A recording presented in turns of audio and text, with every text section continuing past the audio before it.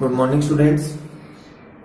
अपन ने previous lecture में अपन पढ़ रहे थे intersection of sets, sorry union of sets. Union of sets में मैंने आप लोगों को वेन डायग्राम बना के मैंने आपको बता दिया था कि यूनियन को ऐसे डिनोट करेंगे।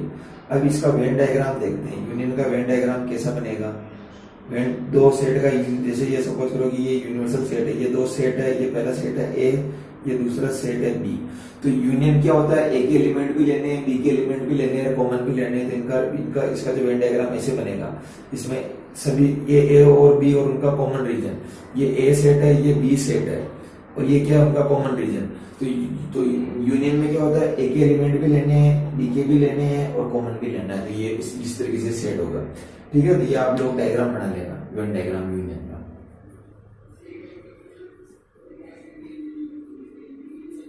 अब इसकी प्रॉपर्टीज लिखो यूनियन की, सम प्रॉपर्टीज ऑफ यूनियन।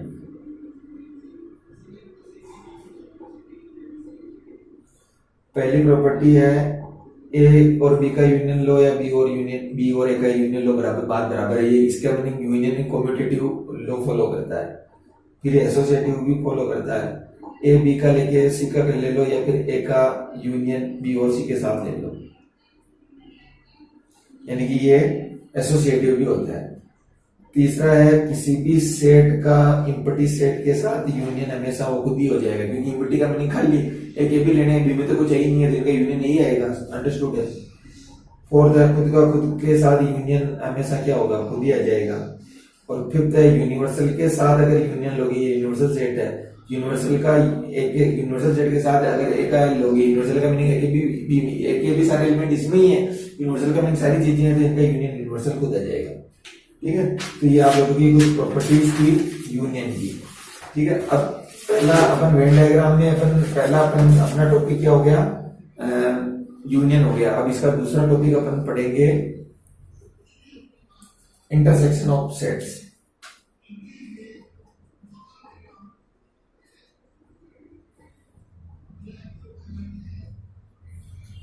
अब इंटरसेक्शन ऑफ सेट्स में लिखेंगे कि the intersection of set A and set B is the set of all elements which are common to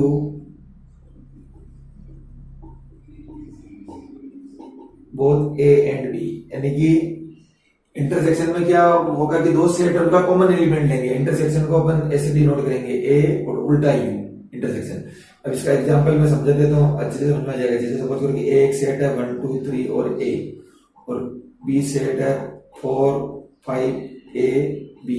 तो इन दोनों का इंटरसेक्शन कौन सा एलिमेंट होगा, जो ए और बी दोनों में आ रहा हो, कॉमन हो, तो ए दोनों के पास है। ठीक है, तो ये इसका एग्जांपल है, आप लोगों की समझ में आ गया होगा। ठीक है, अब इसका इंटरसेक्शन का वेन डायग्राम बनाते हैं। जैसे अपन ने यूनियन का बनाया था, वैसे इंटरसेक्शन का वेन डायग्राम बनाते हैं।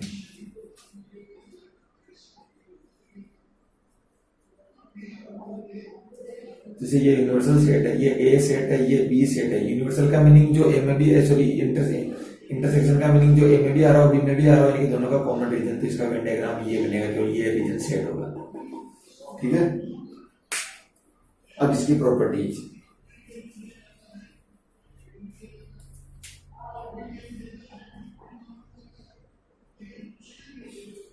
पहली प्रॉपर्टी, ये भी कम्यूटेटिव लो फॉलो करता है। ए का बी के साथ इंटरसेक्शन लो या बी का ए के साथ लो, बात बराबर है।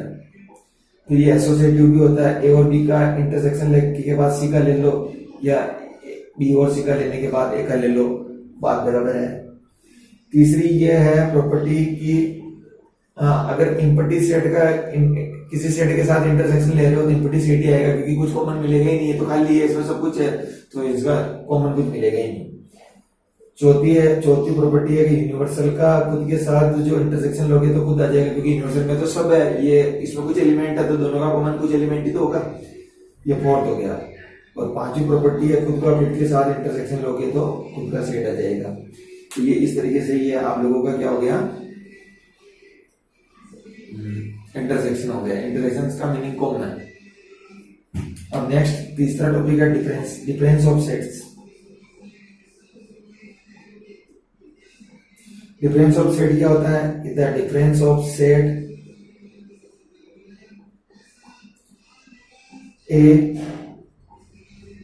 And B in this order. अब यहां मैं एक वर्ड लिख रहा हूं इन दिस ऑर्डर, यानी कि ए माइनस बी की बात कर रही है, ए माइनस बी की बात हो रही है। The difference of set A and B, यानी कि ए माइनस बी की बात हो रही है, नहीं कि बी माइनस ए की बात हो रही है, यानी कि इन दिस ऑर्डर का मीनिंग ए माइनस बी, ठीक है, नहीं कि बी माइनस ए, क्योंकि ए माइनस बी और बी माइनस ए अलग होगा, मैं बताऊंगा।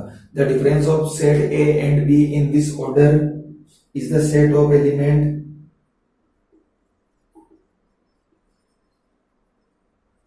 is the set of elements which belongs to A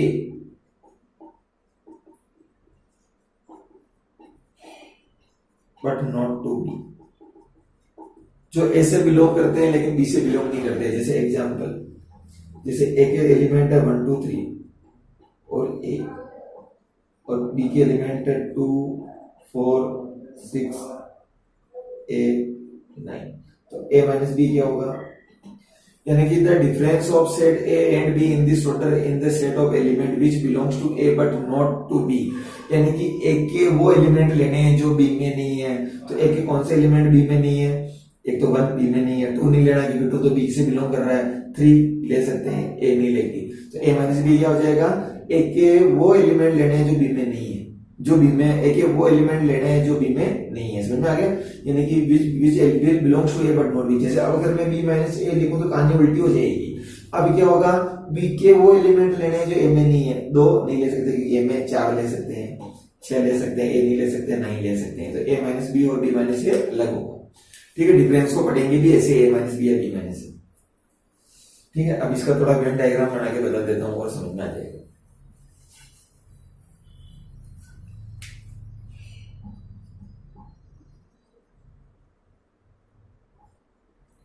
जैसे ये यूनिवर्सल, ये ए सेट है और ये बी है। ए माइनस बी का मीनिंग ए के वो एलिमेंट लेने हैं जो बी में नहीं है, तो इसका मीनिंग ये कॉमन है जो छोड़ना पड़ेगा, क्योंकि ये ले लोगे तो बी, ये कॉमन कर रहे हैं कि ए अकेले ही लेना है, बी में कुछ भी कॉमन आ रहा हो तो छोड़ना है। अगर अपन बी माइनस ए का वेन डायग्राम बनाए फिर ये बनेगा, यानी कि बी के वो एलिमेंट लेने हैं जो ए में नहीं है, तो ये कॉमन रीजन छोड़ना पड़ेगा। तो इस तरीके से ये आप लोगों के यूनियन हो गया, इंटरसेक्शन हो गया और डिफरेंसेज ऑफ सेट्स हो गया। अब अपन एक्सरसाइज 1.4 स्टार्ट करते हैं, वहां से कुछ चीजें और क्लियर होगी अगर अपन कुछ क्वेश्चन बनाएंगे।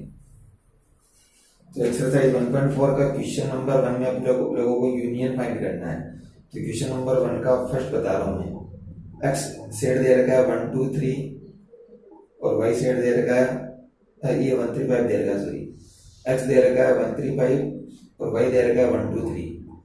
अब इनका यूनियन फाइंड करना है। तो यूनियन का मीनिंग जो एक वो भी वाई के भी लेने हैं, एक्स के भी लेने हैं, वाई के भी लेने हैं, कॉमन आए तो उसको एक बार ही लेना है। तो 1 आ गया, 3 आ गया, 5 आ गया। अब ये 1 है ना आ चुका है तो नहीं लेंगे, 2 नहीं आया तो ले लेंगे, 3 आ चुका है। ठीक है, यानी कि यूनियन का मीनिंग एक्स और वाई के सारे एलिमेंट लेने हैं लेकिन जो कॉमन आ रहा है उसको एक बार ही लेना है।